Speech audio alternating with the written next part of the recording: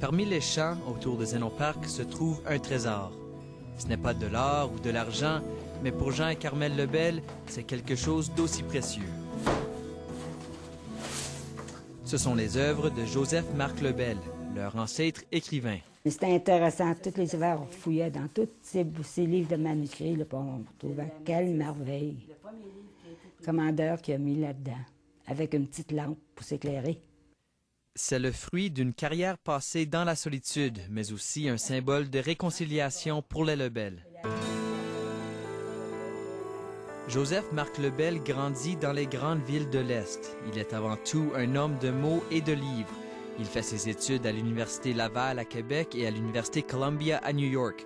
Mais en 1913, comme bon nombre d'autres de l'époque, il est attiré par les vastes espaces de l'Ouest. Seulement, Joseph-Marc Lebel n'est pas cultivateur. Il n'était pas agriculteur, pantoute.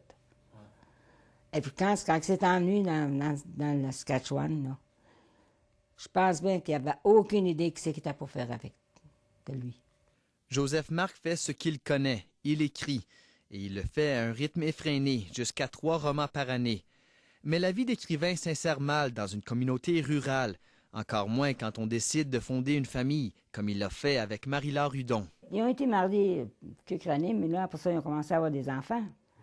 Puis vu qu'il n'y avait pas d'heure d'écrire, lui, il se levait à la milieu de la nuit, puis il écrivait. Puis c'était pas un fermier.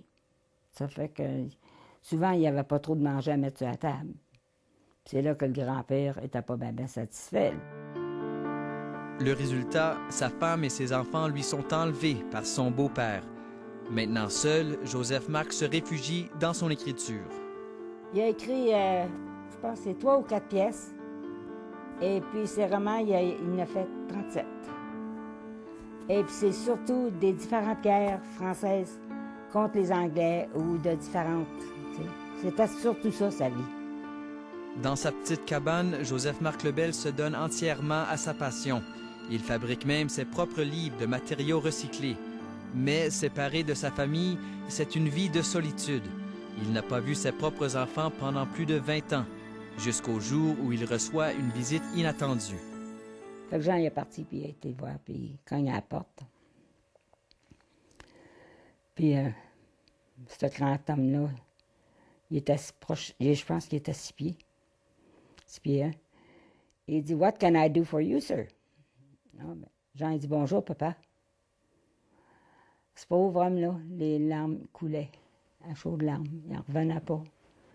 Et je ne pensais jamais de voir un de mes enfants. Plus que de simples manuscrits, les textes de Joseph-Marc Lebel représentent aujourd'hui cette réconciliation et l'amitié qui en suivit. C'est un trésor inestimable pour Carmel et Jean. Mais ça nous fait chaud au cœur parce qu'on sait que c'est lui-même qui l'a fait. Puis il l'a fait quand il était un peu chez nous, il l'a corrigé. On savait que c'était lui qui l'avait fait. Fait que ça nous fait du... Tu sais, je trouve que c'est un bel héritage. Gaétan Benoît, Radio-Canada, Zénon Park.